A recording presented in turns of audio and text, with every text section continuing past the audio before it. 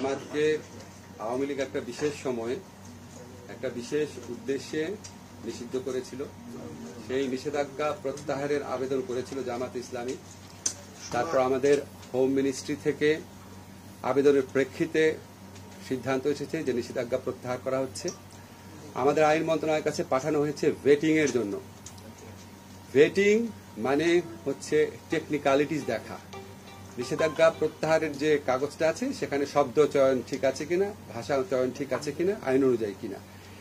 আমাদের আইন মন্ত্রণালয়ের এই ক্ষেত্রে কোনো নীতিগত সিদ্ধান্ত নেয়া বা না নেয়ার অবকাশ নেই।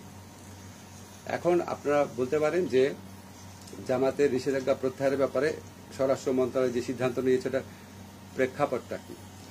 আপনারা সবাই জানেন যে আমাদের সমাজে কিছু মহল থেকে বহু বছর যাবৎ জামাত ইসলামীকে নিষিদ্ধ করার দাবি উঠত, বহু বছর যাবৎ। আমি ঠিক বেঠিক ওখানে যাচ্ছি না, আওয়ামী লীগ কখনোই এটা করে নাই, কখনোই করে নাই। 15 বছর ক্ষমতা আছে, কখনোই করে নাই। তারপর তারা এমন একটা বিশেষ মুহূর্তে এটা করেছে, যেটা তখন ছাত্র জনতার বিপ্লব চলছিল, গণ অভ্যুত্থান চলছিল।